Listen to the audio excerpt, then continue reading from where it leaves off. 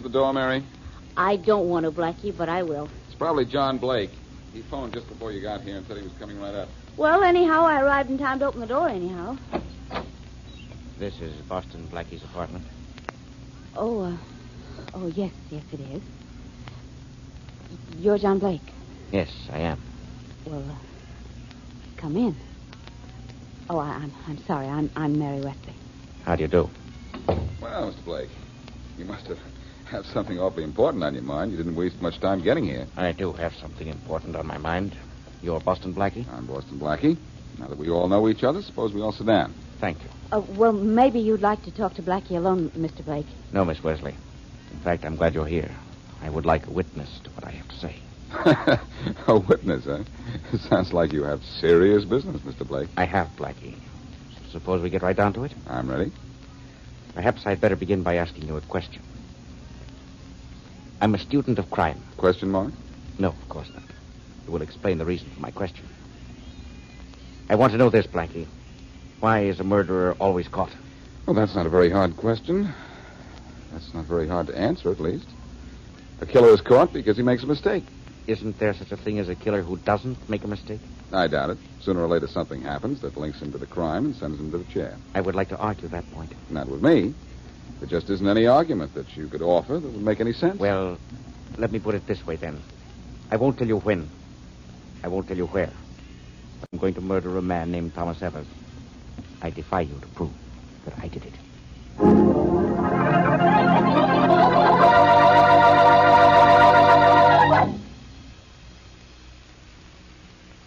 And now back to Dick Calmer as Boston Blackie.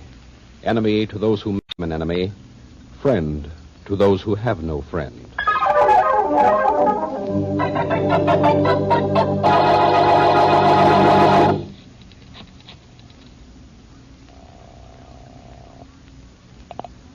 What number are you calling? Edgeworth 96451, operator. Mr. Thomas Evers. One moment, please. Okay. You seem to have dialed the wrong number, sir. I'll try it for you. Thank you.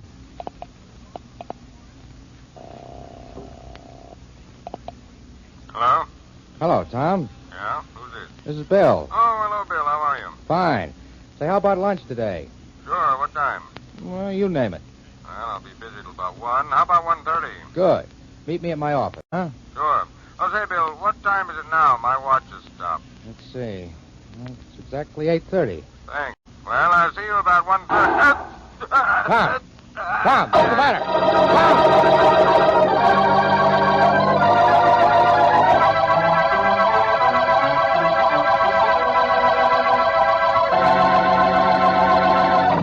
Blackie, will you get out of my office, or will I have to throw you out? And you too, Miss Wesley.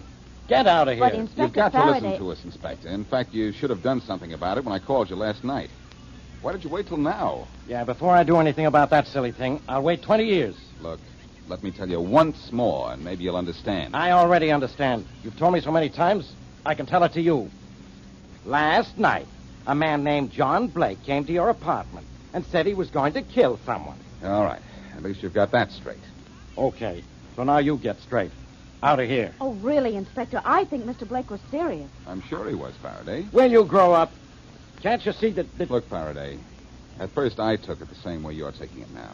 But the more I thought of it, the more I believe this guy Blake meant what he said. Well, stop thinking about it. Anybody with sense at all should know a guy isn't going to telegraph a murder he hasn't committed yet. But he had a reason for doing it, Faraday. It was sort of a challenge to me. He said he could kill this man, and I'd never be able to prove it. Oh, Blackie, your stories get worse every day. I suppose now you're going to tell me this fellow Blake even gave you the name of the man he's going to kill, huh? Yes, he did. He said he was going to kill Thomas Evers. That's all. Now get out of here, will you? And you too, Miss Wesley. But, Inspector Faraday, I think you ought I to... said get out of here, and I meant get out. Thomas Evers is probably as healthy as you are. Healthier. Now...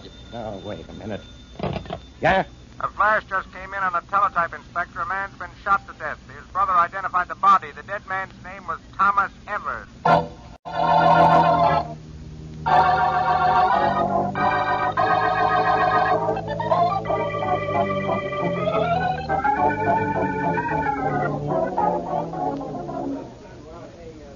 The body's still right where you found it, Rollins? Yes, Inspector. Everything's just as it was when we found, except we put the telephone receiver back on the hook.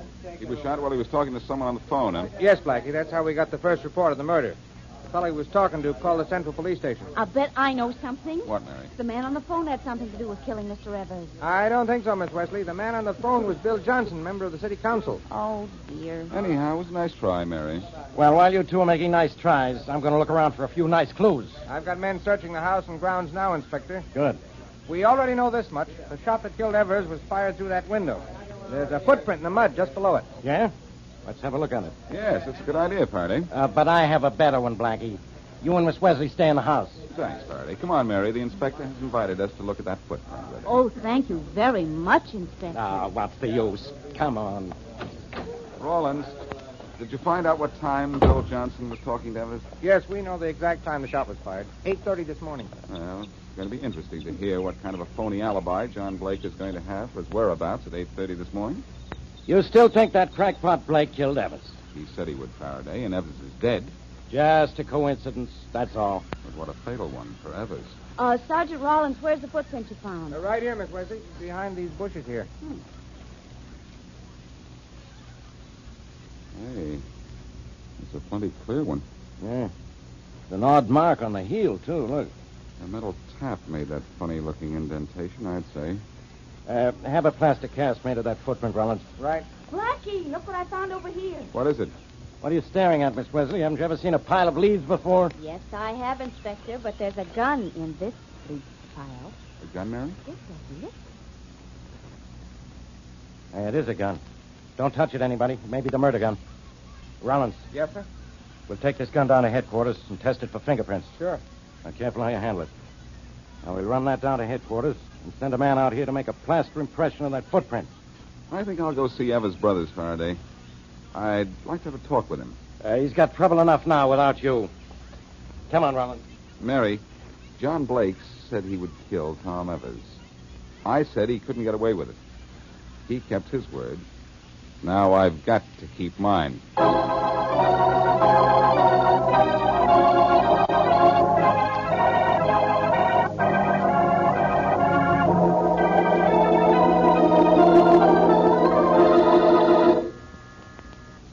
Coming. Yes? No. Somebody phoned me and asked me to come up here. My name is John Blake. Oh, Blake, huh? Well, I'm Tom Evers' brother. Oh. Get in here. You let go of me. I'll let go of you when I'm through with you. Cut it out, will you? After I've cut you What? up, I'll cut it out. Stop it. I haven't done any.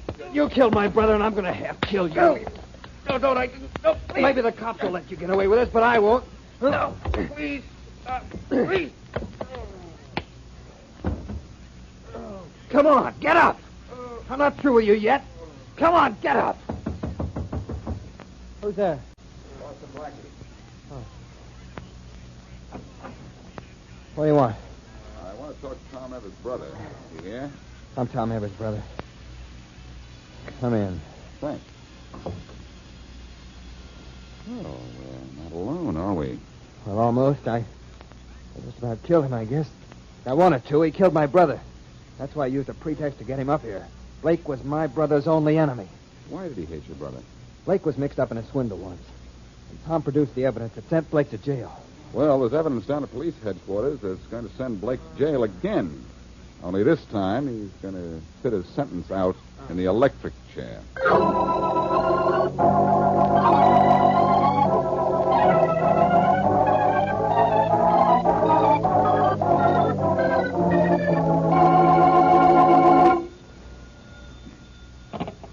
Yeah? Inspector Faraday, there's a fellow... I don't care what there is, Rollins. I don't want to be disturbed for another half hour. Yes, sir. All right, now. Where were we, Blackie? You were just about to show that John Blake here killed Tom Evans. That's what the evidence proves.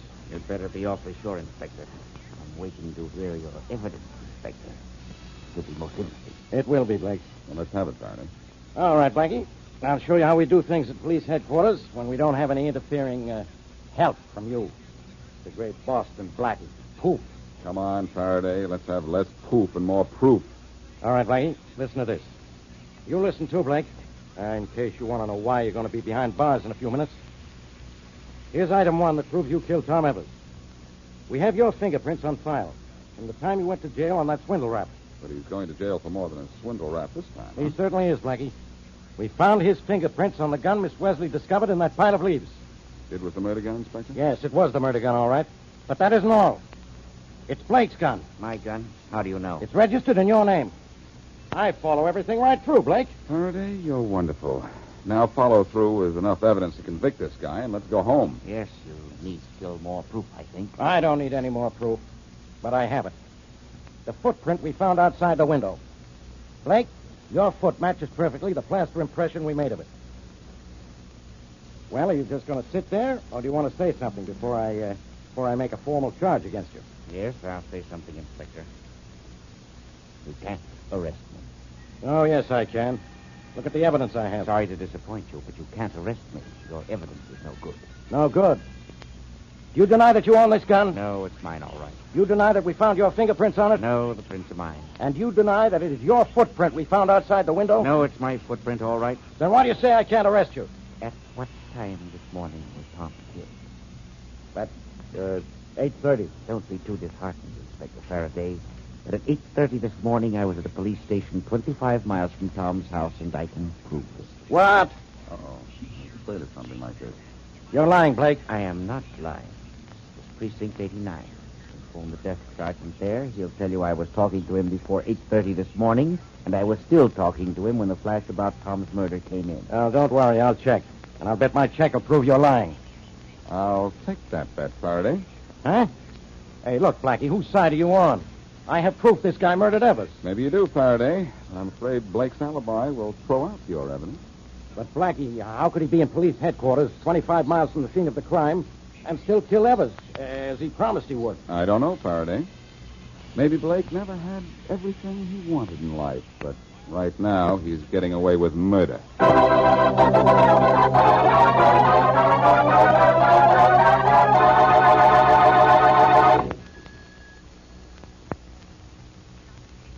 And now back to Boston Blackie.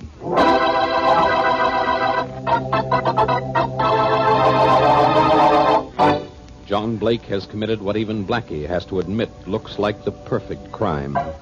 Evidence shows that Blake was at the scene of Evers' murder, yet Blake has been able to prove he was 25 miles away when Evers was killed. What bothers Blackie most of all, however, is that Blake told him beforehand that he was going to kill Evers and get away with it. And Blackie has just admitted that Blake is doing just that.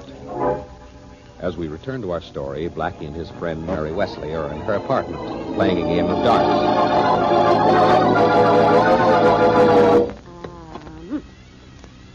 300. I'll be a dart champion if I keep this up. That was good, wasn't it? 800. And another bullseye. Blackie, for a total of 1,300, just try to beat that. Not now, Mary. You're the champ for the time being. What's the matter? Don't you know? Yes, I suppose I do, but you can't solve every case. Some time or other, there has to be one that's too much for you, Doc. It isn't the case itself that's bothering me, Mary. It's the fact that Blake warned me beforehand that he was going to kill Evers and get away with it. Now he's done it. He was in that police station at the time Evers was shot. Blackie, you're sure the police had the time of the murder right? Positive. Mr. Evers was shot at exactly 8:30, and Mr. Blake was in that police station 25 miles away at exactly 8:30? Exactly, both times. Well, then let's just forget the whole thing and play dark. Mary, I just can't get this case off my mind. Why bother about it, darling? Because I can't help it. Do you know what the only two possible solutions of this thing are? What? Either Blake did not kill Evers, which I doubt, or he's committed the perfect crime, which I won't admit. Now,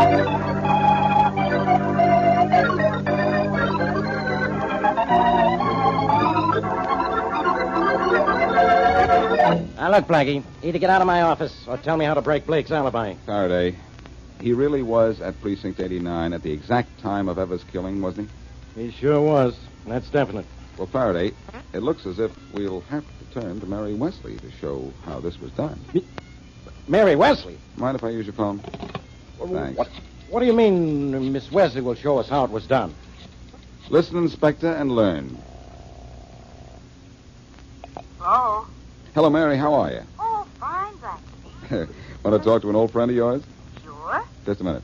Here, Faraday. You talk to her. What for? Never mind what for. Just talk to her.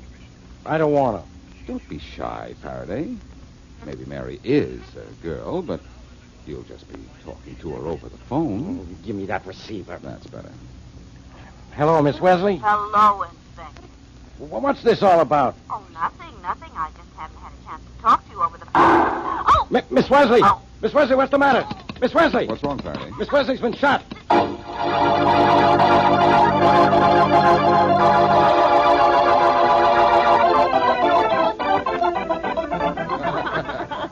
Oh, all right, Blackie. Laugh your head off if you want to. You too, Miss Wesley. But you scared the daylights out of me. I don't see anything funny about it. Well, Inspector, I'm glad you felt so badly about my being dead. That's very complimentary. Now, Faraday, don't ever deny you have a soft place in your heart for Mary. Yeah, you must have a soft place in your brain pulling a stunt like this on me. What pulling this stunt proved, Faraday, was the weak place in Blake's plan to commit a perfect crime. Yeah? I'll start explaining. How do you explain Blake's footprint in the mud under the window of the murder room? The same way I'm going to explain this footprint, Faraday. What footprint? I'll show you. Uncover that wooden box on the floor, Mary. Oh, right. That's what I want. Hey, what's that? A box full of mud?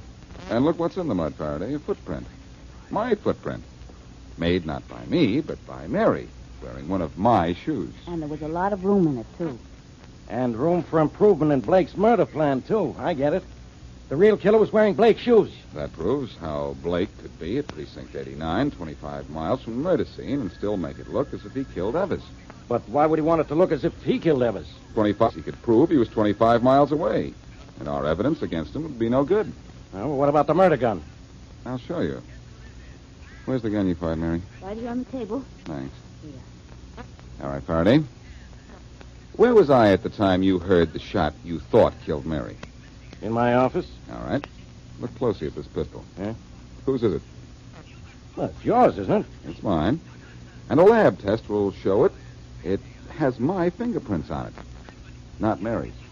How come? I put my fingerprints on it when I gave it to Mary. And she fired it with gloves on, and carefully, too. So she wouldn't smear my prints. Blake did that, too. Of course, I know what I've done. I've shown how Blake could be 25 miles from the scene of Evers' murder and still load you with evidence that he committed the crime. You've done more than that, Blackie. You've proved somebody else killed Evers. I don't have a single bit of evidence to lead me to the real killer. No, Faraday, you don't. All you have is Blake. What good is he now? He didn't kill Evers. No, he didn't. But he knows who killed Evers. And he knew when Evers was going to be killed. So what? So Blake is the tie-up to the real killer. Now what we have to do is to find something to use for rope.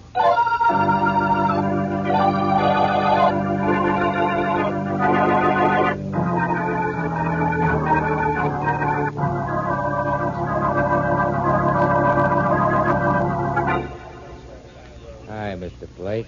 Looking at ties? Not so loud, Mike. Pretend you're looking at ties, too. Looks like all I want to look at is the rest of the dough that's coming to me for the job I did this morning. I have it with me. Don't worry. Were you followed into the store? Ah. Well, I wasn't either. Keep looking at these ties. Drop your hand below the counter, and I'll give you the money. Okay. Gibbs. Here. Feels like a big wad, all right. It is. I kept my promise. Now you keep yours. The job we did was perfect. Now get out of my life and stay out.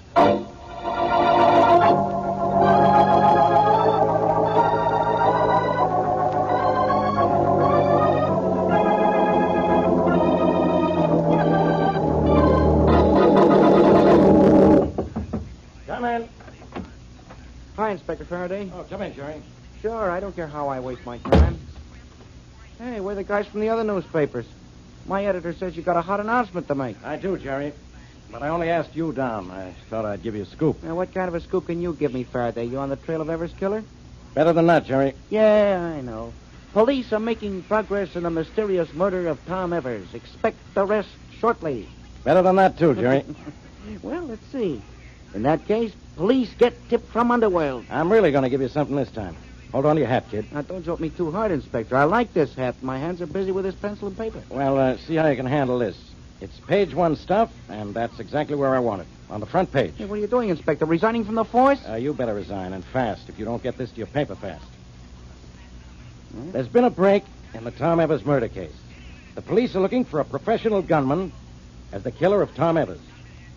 And we're going to nab him within 3 hours. Because we know his name. Holy mackerel, Inspector. You on the level? I'm on the level. And so is that announcement. Now scram out of here and see that it gets on paper. You bet, Inspector. Thanks a lot. Boy, what a scoop. Nice going, Faraday. I'm glad you liked it, Blackie. Well, that ought to bring the real killer out in the open, huh? Certainly should, Faraday. And if that smug look doesn't come off your face, the fact that this was my idea will come out into the open, too.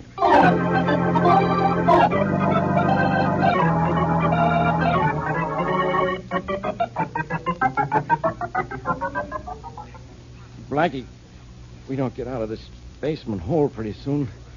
I'm going to feel like a gopher. Serve you right if you can't stand it down here, Faraday. Next time, try to get in on the ground floor of a murder. This won't happen to you. Now, look, it's bad enough down here without your bad jokes. Will you I'm please? sorry, Faraday. The telephone line to Rollins still open? It better be. I'll see. Hello, Rollins. I'm still here, Inspector. The call to Blake hasn't come through yet. No? Well, maybe it never will.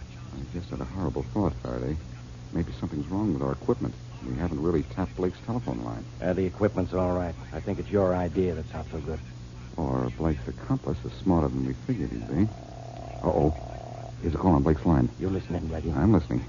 Rollins, you all set? All set, Inspector.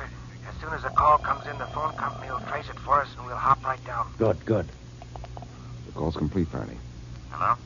Hello, Blake. You fool. Why are you calling me? You good-for-nothing double-crosser. You know why. Hey, up, you fool. That notice in the paper was a fake. There was nothing fake about it. You spilled it a cop. I didn't. You did. And I'm going to get you like I got Evers. Only I'm not going to kill for you this time. I'm going to kill for myself. You idiot. Mike, hang up before the police trace this call. What's the difference? They know who I am. You ratted on me. Hello? Hello? Hello? Oh, you... It's all over, Faraday. Blake hung up. Did the call last long enough to be traced? Rollins, the phone company trace it okay? You bet, Inspector. It came from a building at 111 Echo Road. Good.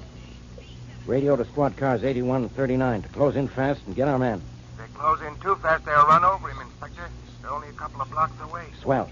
I'll be right there. Now get going. Right. It's finished, Blackie. We'll have the guy who killed Evers. Good work, Faraday. Now let's go upstairs, grab Blake, and tell him the phony news in the paper was bad news for him.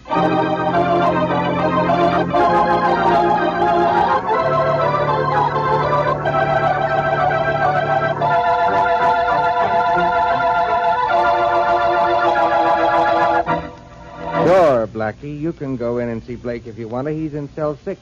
Thanks, Rollins. I won't be in there long. Right through this door. I know. I've been through it many times myself. Ain't it the truth? Hello, Blake. Oh, Blackie. Hello. Well, you seem to be pretty good spirits for a man who's going to the electric chair. I may beat it yet, you know. After all, I didn't actually kill Evers. But you engineered the plan to murder him. You're not jealous, are you? It was a good plan, don't you think? A great plan, Blake. Except for one thing. It didn't work. It worked until that fool Mike thought I'd double-crossed him. Yes. You know what that proves, don't you? What? The point I made when you wanted to argue with me that a killer can commit a crime without making a mistake. What mistake did I make? You forgot the human element, Blake. When Mike thought you double-crossed him, he spilled the whole thing to the police to get even. Yes. I suppose I did lose our little argument, Blackie. You're going to lose more than an argument, Blake. You're going to lose your life.